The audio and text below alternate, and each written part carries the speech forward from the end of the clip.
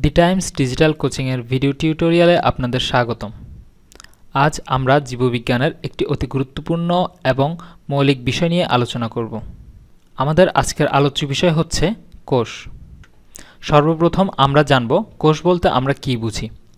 কোষ বলতে জীবদেহের গঠন ও কাজের একক, যা বৈষম্যভেদ্য পর্দা দ্বারা বেষ্টিত, প্রোটোপ্লাজম সমৃদ্ধ এবং স্বনির্ভর ও আত্মপ্রজননশীল। এক্ষেত্রে স্বনির্ভর বলতে আমরা বুঝি কোষ নিজেই নিজের সম্পূর্ণ চাহিদা বা যাবতীয় কার্যাবলী সম্পাদন করতে পারে। এই জন্য কোষকে অন্য কোনো মাধ্যম বা অন্য কোনো জীব বা জড় পদার্থের উপর নির্ভরশীল হতে হয় না। এর পরবর্তীতে আমরা জানব আত্মপ্রজননশীল সম্পর্কে। আত্মপ্রজননশীল বলতে বোঝাচ্ছে যে কোষ নিজেই নিজের প্রজনন ঘটাতে পারে, অর্থাৎ একটি কোষ বিভাজিত হয়ে তার অনুরূপ অপর একটি কোষ তৈরি করতে পারে বা সৃষ্টি করতে সক্ষম হয়। একটি জীবদেহ মূলত বিপুল সংখ্যক কোষের সমষ্টি, অর্থাৎ একটি জীবদেহে বিপুল সংখ্যক কোষ থাকতে পারে বা বিপুল সংখ্যক কোষ নিয়ে একটি জীবদেহ গঠিত হয়।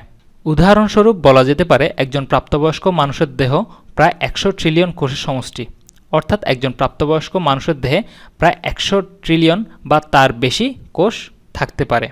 সাধারণত একটি কোষের আকার 10 মাইক্রোমিটার এবং ভর 1 ন্যানোগ্রাম হয়ে থাকে। তবে মজার ব্যাপার হচ্ছে 1665 সালে জার্মান বিজ্ঞানী রবার্ট হুক শুধুমাত্র একটি অতি সাধারণ অণুবীক্ষণ যন্ত্র দ্বারা সর্বপ্রথম কর্ক কোষ এবং জীবন্ত উদ্ভিদ কোষ আবিষ্কার করেন।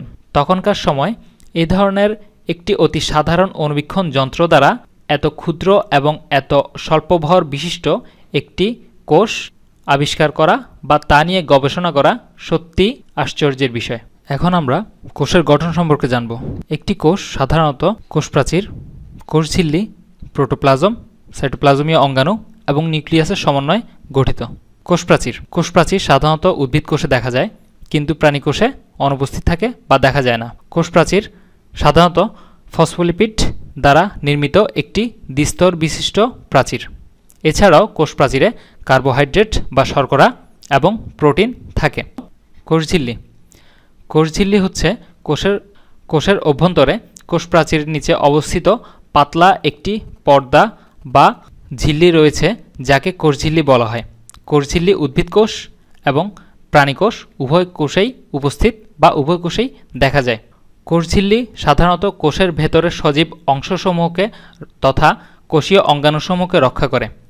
এছাড়াও কোষঝিল্লি কোষকে নির্দিষ্ট আকৃতি প্রদান করে, কোষের বিভিন্ন অঙ্গাণু সৃষ্টিতে সহায়তা করে, এনজাইম ও অ্যান্টিজেন ক্ষরণ করে, স্নায়ু উদ্দীপনা সংবহন করে, কোষের বাইরে থেকে নিউরোট্রান্সমিটার, হরমোন প্রভৃতি রূপে তথ্য সংগ্রহ করে। প্রোটোপ্লাজম কোষঝিল্লি দ্বারা পরিবেষ্টিত কোষের অভ্যন্তরে অবস্থিত অর্ধতরল এবং অস্বচ্ছ পদার্থকে বলা হয়ে থাকে প্রোটোপ্লাজম। প্রোটোপ্লাজমের দুটি অংশ রয়েছে, অর্থাৎ প্রোটোপ্লাজম দুটি অংশ নিয়ে গঠিত, যথা সাইটোপ্লাজম এবং নিউক্লিওপ্লাজম। কোষঝিল্লির ভেতরের দিকে যে অস্বচ্ছ অর্ধতরল পদার্থ রয়েছে তাকে বলা হয়ে থাকে সাইটোপ্লাজম।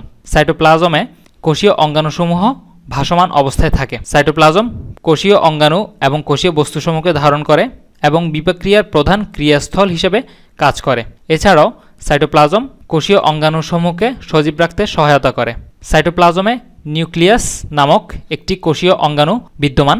এই নিউক্লিয়াসের অভ্যন্তরস্থ অর্ধতরল এবং অস্বচ্ছ পদার্থকে বলা হয়ে থাকে নিউক্লিওপ্লাজম। এই সাইটোপ্লাজম এবং নিউক্লিওপ্লাজম সম্মিলিতভাবে প্রোটোপ্লাজম গঠন করে। সাইটোপ্লাজমীয় অঙ্গাণু সাইটোপ্লাজমে কিছু ক্ষুদ্র ক্ষুদ্র কোষীয় অঙ্গাণু বিরাজমান রয়েছে, এদেরকে সাইটোপ্লাজমীয় অঙ্গাণু বলা হয়। এই অঙ্গাণুসমূহ কোষের উপাদান রূপে কাজ করে এবং কোষের যাবতীয় কার্যাবলী সম্পাদনে গুরুত্বপূর্ণ ভূমিকা পালন করে। পরবর্তীতে সাইটোপ্লাজমীয় অঙ্গাণু সম্পর্কে বিস্তারিতভাবে আলোচনা করা হবে। নিউক্লিয়াস কোষের ঠিক কেন্দ্রস্থলে বড় এবং ঘন এবং সবচেয়ে স্পষ্ট অঙ্গাণুটির নাম নিউক্লিয়াস। নিউক্লিয়াস তিনটি অংশ নিয়ে গঠিত: 1 নিউক্লিয়ার মেমব্রেন বা নিউক্লিয় পর্দা, 2 নিউক্লিওপ্লাজম এবং 3 নিউক্লিওলাস।